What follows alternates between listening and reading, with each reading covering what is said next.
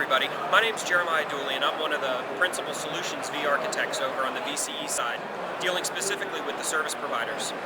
Wanted to give you a quick recap on some of the announcements that we had out of EMC World today.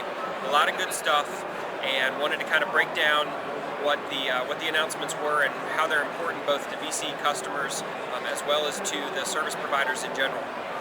The first VC announcement had to do with the release, the general availability of the UIM 2.1 platform, so with the provisioning and operations pieces built into it. This is going to be a huge win for both existing vBlock customers as well as new vBlock customers, as it gives us the ability to provision different kinds of storage onto different platforms, both block and file.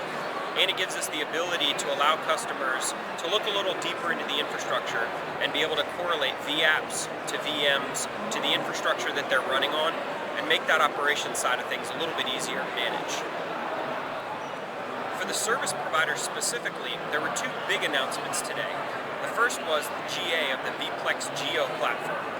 The FlipShare platform allows for storage consistency, so active-active storage configurations across non-synchronous distances. This gets the service providers one step closer to their holy grail of being able to move workloads between geographically dispersed sites.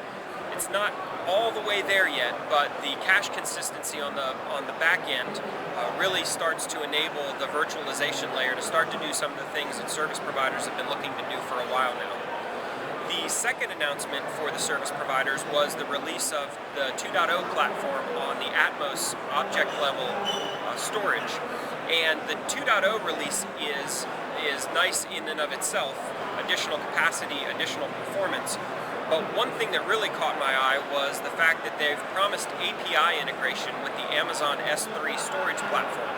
This would mean that customers who are using the Amazon cloud for compute would be able to attach to storage that's not within the Amazon cloud, but would be able to be provided from one of the EMC partners.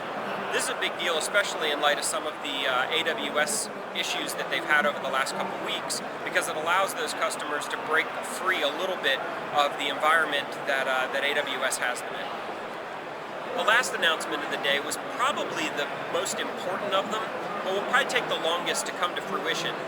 The EMC really made clear what their flash strategy is, and on the existing product line, we'll see an all flash-based versions of the vMax and the VNX storage arrays. We'll also start to see EMC move towards lower-end flash storage to try to start accelerating the downward cost of that type of media. And then lastly, we see that EMC is going to start moving into the business of providing on-storage flash cache. And not only will that allow the servers to perform better, but they've also committed to extending the storage tiering that's currently available in the vMax and VNX platforms up into the compute layer.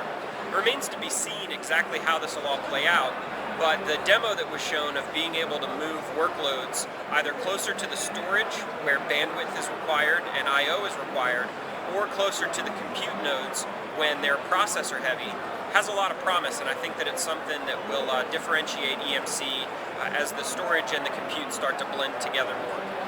Thanks for listening, thanks for watching, and hopefully we'll be back tomorrow with another update for Tuesday.